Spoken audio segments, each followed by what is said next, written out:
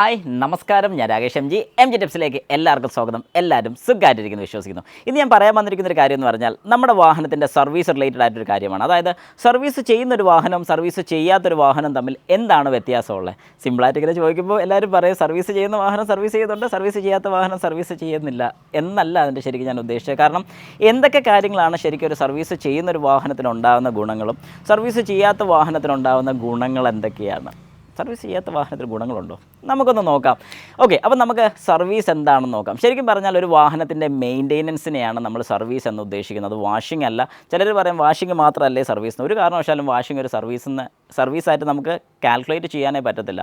ശരിക്കും സർവീസ് എന്ന് ഉദ്ദേശിക്കുന്നത് പറഞ്ഞാൽ വാഹനത്തിൻ്റെ പ്രോപ്പറായിട്ടുള്ള മെയിൻ്റെനൻസ് തന്നെയാണ്. അതായത് നമ്മുടെ വാഹനത്തിൻ്റെ മെയിൻ്റെനൻസ് എന്ന് ഉദ്ദേശിക്കുന്നത് പറഞ്ഞു കഴിഞ്ഞാൽ നമ്മുടെ വാഹനത്തിൻ്റെ എഞ്ചിൻ ഓയിൽ റീപ്ലേസ്മെൻറ്റ്, കൂളൻറ്റിൻ്റെ റീപ്ലേസ്മെൻറ്റ് വരുന്നുണ്ട്, ബ്രേക്കിൻ്റെ ഫ്ലൂയിഡ് റീപ്ലേസ്മെൻറ്റ് വരുന്നുണ്ട്. അപ്പോൾ അങ്ങനത്തെ കാര്യങ്ങളുടെ എല്ലാം മെയിൻ്റെനൻസ്, അത് ഉൾപ്പെടെ നമ്മുടെ ബാറ്ററിയുടെ വാട്ടറും കാര്യങ്ങളൊക്കെ ചെക്ക് ചെയ്യുന്നതും, ഫ്യൂസ് ചെക്ക് ചെയ്യുന്നതും, ഹോസസും കാര്യങ്ങളൊക്കെ ചെക്ക് ചെയ്യുന്നതും, ഇനി കൂളൻ്റൊക്കെ മാറുന്ന സമയത്താണെങ്കിൽ ഈ റേഡിയേറ്ററിൻ്റെ ഹോസ് കാര്യങ്ങളൊക്കെ എന്തെങ്കിലും പ്രശ്നമുണ്ടോ എന്ന് നോക്കുന്നതും, നോർമലി നമ്മളെല്ലാം ഇൻസ്പെക്റ്റ് ചെയ്യുന്നതും, അതായത് വാഹനത്തിൻ്റെ അണ്ടർബോഡി ഉൾപ്പെടെയുള്ള എല്ലാ കാര്യങ്ങളും ഇൻസ്പെക്റ്റ് ചെയ്യുന്നതിനൊക്കെയാണ് നമ്മൾ സർവീസ് എന്ന് ഉദ്ദേശിക്കുന്നത്. അപ്പോൾ ഈ കാര്യങ്ങളെല്ലാം സർവീസിൽ വരുന്നതാണ്. പക്ഷേ ഒരു വാഹനം സർവീസ് ചെയ്യുന്നില്ലെങ്കിലോ ഈ പറഞ്ഞ കാര്യങ്ങളൊന്നും തന്നെ ചെക്ക് ചെയ്യുന്നതായിരിക്കത്തില്ല. പക്ഷേ ആ വാഹനം ഓടുമെന്ന് വെച്ചാൽ ഓടും. പക്ഷേ എന്താണ് അവിടെ ഒരു സംഭവം നടക്കുന്നത് ചോദിച്ചു കഴിഞ്ഞാൽ, സർവീസ് ചെയ്യുന്ന വാഹനം ഒരുപാട് കാലം ഒരു കംപ്ലയിൻസും ഇല്ലാതെ നല്ല രീതിക്ക് മൈലേജും പവറും കാര്യങ്ങളൊക്കെ ഔട്ട്പുട്ട് കിട്ടുന്നതായിരിക്കും. പക്ഷേ സർവീസ് ചെയ്യാത്തൊരു വാഹനമാണെങ്കിലോ ഈ പറഞ്ഞ ഒരു കാര്യം കിട്ടത്തില്ല. വാഹനം കുറച്ച് നാൾ ഓടും, അതിനുശേഷം പിന്നെ മൈലേജ് കിട്ടത്തില്ല, പവർ കിട്ടത്തില്ല, വാഹനം വഴി കിടന്നു പോകും. ഇത് വാഹനം സർവീസ് ചെയ്യാത്ത വരുന്നതിൻ്റെ ഒരു കുഴപ്പവും സർവീസ് ചെയ്യുന്നതിൻ്റെ ഗുണമാണ് ഞാൻ ആദ്യം പറഞ്ഞത്. ഇനി രണ്ടാമത്തെ പോയിൻറ്റ്, പ്രോപ്പറായിട്ട് സർവീസ് ചെയ്യുന്ന ഒരു വാഹനത്തിനാണെങ്കിൽ എപ്പോഴും ആ സർവീസിനൊരു റെക്കോർഡ് എപ്പോഴും കാണുമായിരിക്കും. അതായത് ഓതറൈസ്ഡ് സർവീസ് സെൻറ്ററിൽ ചെയ്യുന്നൊരു വാഹനമാണെങ്കിൽ ഉറപ്പായിട്ടും ഇതിൻ്റെ സർവീസിൻ്റെ റെക്കോർഡ്സ് എപ്പോഴും അവിടെ കാണും.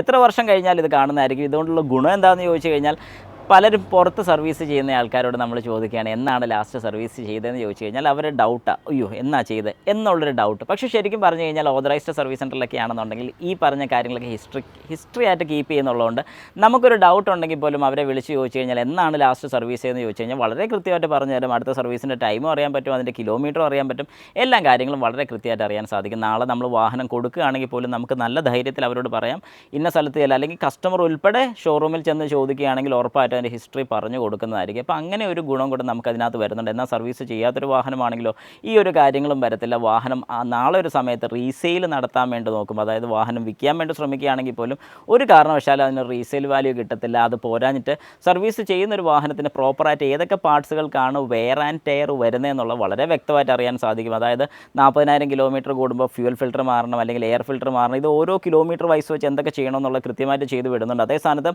ഒരു സർവീസ് ചെയ്യാത്ത വാഹനത്തിൽ ഈ പറഞ്ഞ കാര്യങ്ങളൊന്നും കൃത്യമായിട്ട് ചെയ്യത്തില്ലായിരിക്കും. ഞാൻ ആദ്യം തന്നെ പറഞ്ഞ പോലെ നമ്മുടെ വാഹനത്തിന് പവർ ഇല്ലാതെ വരും, മൈലേജ് ഇല്ലാതെ വരും, അങ്ങനെ ഒരുപാട് പ്രശ്നങ്ങൾ വരുന്നതായിരിക്കും. പ്രോപ്പറായിട്ട് സർവീസ് ചെയ്യുന്നൊരു വാഹനത്തിനാണെങ്കിൽ എല്ലാം കാര്യങ്ങൾ, അതായത് സേഫ്റ്റി സൈഡ് വരെ വളരെ പക്കയായിരിക്കും. അതായത് ബ്രേക്കിൻ്റെ പാഡ് കാര്യങ്ങളൊക്കെ ബ്രേക്ക് അഴിച്ച് ക്ലീൻ ചെയ്യുന്നുണ്ട്, ബ്രേക്ക് സ്റ്റക്കാവുക കാര്യങ്ങളൊന്നും ചെയ്യത്തില്ല, ബ്രേക്ക് പാഡ് തീരാറായിട്ടുണ്ടെങ്കിൽ അത് റീപ്ലേസ് ചെയ്യുന്നുണ്ട്, ഇങ്ങനത്തെ കാര്യങ്ങളൊക്കെ കൃത്യമായിട്ട് പോകുന്നതായിരിക്കും. എന്നാൽ സർവീസ് ചെയ്യാത്തൊരു വാഹനത്തിൻ്റെ ബ്രേക്കിൻ്റെ പോലും ചിലപ്പോൾ അഴിച്ച് നോക്കിയെന്ന് വരത്തില്ല, ഇതൊന്നും ചെയ്യത്തില്ല. അങ്ങനെയൊക്കെ പോകുന്ന സമയത്ത് ബ്രേക്ക് പാഡ് തീർന്നു പോകും, ബ്രേക്ക് പാഡ് പിന്നെ കയറി റോട്ടർ പിടിക്കും, റോട്ടർ കംപ്ലയിൻ്റ് ആയിപ്പോവും, സൗണ്ട് വരും, ഇങ്ങനെ പ്രശ്നങ്ങൾ ഉണ്ടാകുന്നുണ്ട്. പിന്നെ നമുക്ക് ബ്രേക്ക് ചെയ്യേണ്ട സമയത്ത് ബ്രേക്കിംഗ് ചെയ്യുന്ന സമയത്താണെങ്കിലും പോലും ബ്രേക്കിങ്ങിൻ്റെ പവറോ കാര്യങ്ങളൊന്നും കിട്ടാതെയൊക്കെ വരും. അങ്ങനെ ഒരുപാട് പ്രശ്നങ്ങൾ വരുന്നുണ്ട്. അതായത് സേഫ്റ്റി സൈഡിൽ തന്നെ ഒരുപാട് പ്രോബ്ലംസ് വരുന്നുണ്ട് മെയിൻ്റെനൻസ് ചെയ്യാത്തൊരു വാഹനമാണെങ്കിൽ. പിന്നെ ഞാൻ പറഞ്ഞ പോലെ ഏറ്റവും വലിയൊരു കാര്യം തന്നെയാണ് റീസെയിൽ വാല്യൂ എന്ന് പറയുന്നത്.